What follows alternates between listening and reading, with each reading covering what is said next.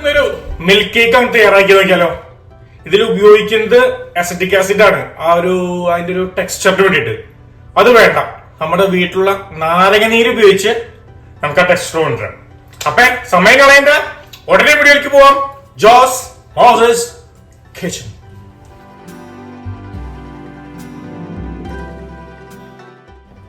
ഈ റെസിപ്പി ഉണ്ടാക്കുന്നതിന് മുൻപ് ഈ ടിപ്സൊക്കെ ഒന്ന് വായിച്ചു നോക്കി വെക്കണേ. ഇത് വളരെ ഇമ്പോർട്ടൻ്റ് ആണ് ഇതിൻ്റെ പെർഫെക്റ്റ് റിസൾട്ട് കിട്ടാനായിട്ട്.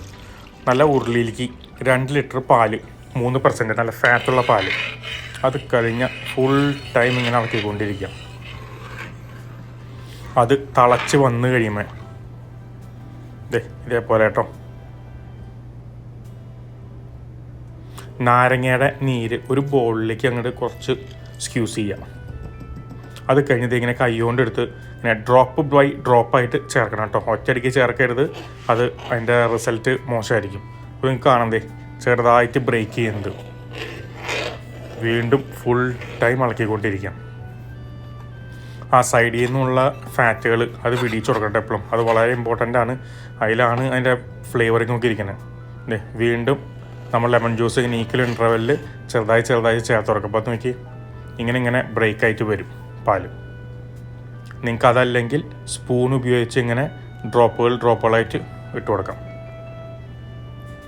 അതല്ലെങ്കിൽ നിങ്ങൾ കോൺഫിഡൻ്റ് ആണെങ്കിൽ നേരിട്ട് ഇങ്ങനെ സ്ക്യൂസ് ചെയ്യാം. പക്ഷേ സ്ക്യൂസ് ചെയ്ത് കഴിയുമ്പോൾ ഡ്രോപ്പായിട്ട് വീഴാൻ പാടുള്ളൂ. അത് കഴിഞ്ഞാൽ പാല് നന്നായിട്ട് അങ്ങ് റെഡ്യൂസ് ചെയ്യാം. ഫുൾ ടൈം ഇളക്കിക്കൊണ്ടിരിക്കുക. ഇത് അടിയിൽ പിടിക്കാൻ ചാൻസ് ഉണ്ട്.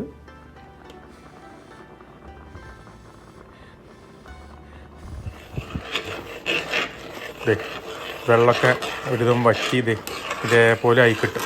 നോക്കി ആ പാലിങ്ങനെ പിരിഞ്ഞ് അതിൻ്റെ ഇത് വരും. അത് കഴിഞ്ഞ് ഒരു 1.5 കപ്പ് പഞ്ചസാര അതിലേക്കാണ് ചേർക്കും. അത് കഴിഞ്ഞ് വീണ്ടും നമ്മൾ ഇളക്കിക്കൊണ്ടിരിക്കും. ആ ഷുഗർ ഒരു കാരമൽ കളറും അതിൻ്റെ കൺസിസ്റ്റൻസി നോക്കി ഇങ്ങനെ ആകുമ്പോൾ അതിൻ്റെ ഉള്ളിലേക്ക് 1 ടീസ്പൂൺ ഏലക്കായുടെ പൊടി അതും മിക്സ് ചെയ്യും.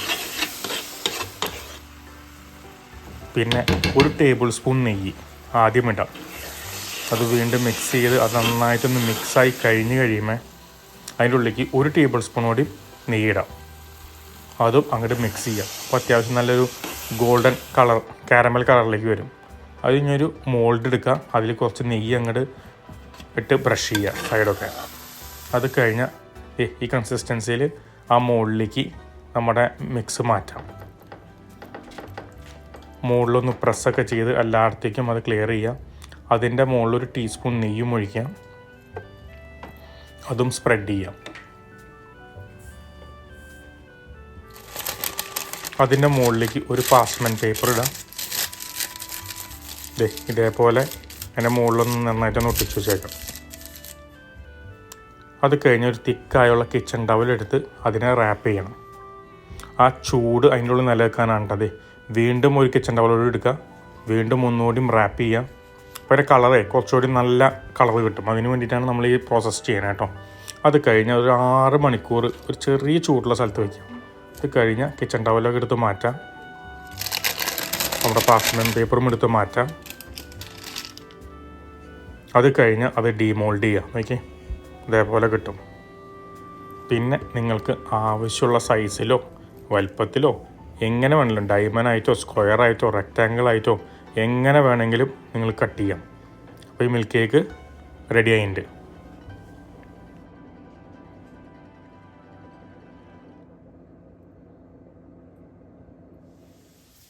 അപ്പോൾ നമ്മളെ മിൽക്ക് കേക്ക് റെഡി ആയിട്ടുണ്ട്. ഇനി എന്താ ചെയ്യണ്ടേ? ഇങ്ങനെ ആസ്വദിച്ച് നേടണം. ഒന്ന് ആ സബ്സ്ക്രൈബ് ബട്ടൺ ഞെക്കിയാൽ മറക്കല്ലേ. Okay, by.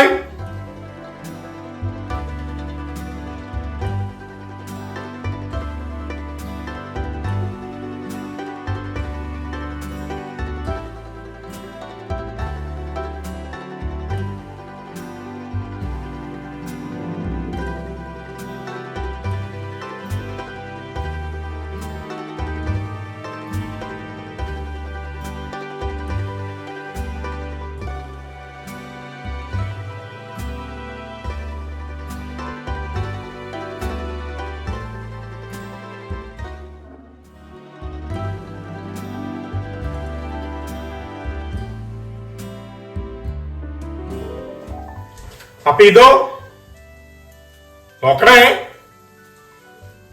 ഈ റെസിപ്പിയും നിങ്ങളും ട്രൈ ചെയ്ത് നോക്കണേ. പിന്നെ ഇതും മറക്കല്ലേ.